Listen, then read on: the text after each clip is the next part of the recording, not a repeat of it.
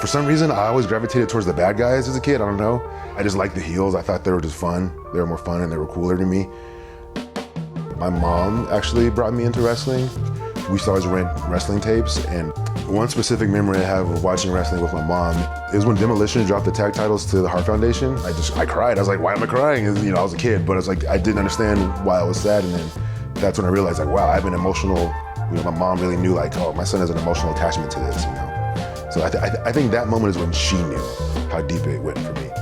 I happened to hit a growth spurt in high school, and I happened to be a decent athlete and had some strength to me and some speed, so I decided to try football. But I knew that football wasn't my love. I knew that I wasn't an NFL guy by any stretch of the imagination. So in my school, my school was in the hood, and we didn't have a wrestling team, so football was the closest thing to it. So I became a football player and got to get some of that aggression out, just growing up in the hood and all that stuff. That's super important to have an outlet. I didn't love it enough, so I gave it up, went to my true love, which is pro wrestling. And when I first broke in, I feel like I've gotten it mentally always, but my physical didn't always match with my brain. If we can shoot for a second here, if you take like the first 8 or 9 years of my wrestling run, it was shit. Lost a lot of support from both family and friends.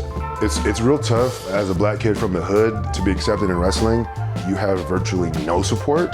But if I had to say one main mentor in this business, I would say that would be Tashad Gaspard, who I met at a Hollywood taping maybe 8 years ago or so.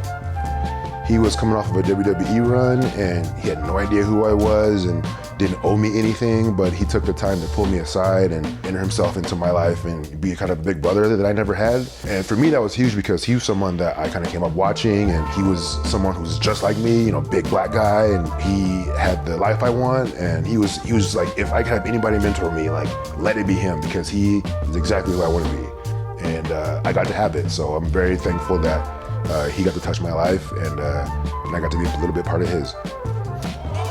It is important for those with influence to use that influence to inspire others, because they, at one point in their lives, were also inspired. And who knows, you take Obama, you take The Rock, you take other, affluent celebrities, and they all had inspiration, and without that inspiration, they wouldn't have been put in position to give back to the world in the way that they have been. The highest moment in my career is when I go to the store or I go to the mall and I'm recognized as the Hollywood Heritage Champion. To me, nothing's cooler than that. Getting messages from families, from fathers, from mothers telling me that their young kid looks up to me because I'm the Hollywood Heritage Champion. And to me, there's no higher calling than inspiring others.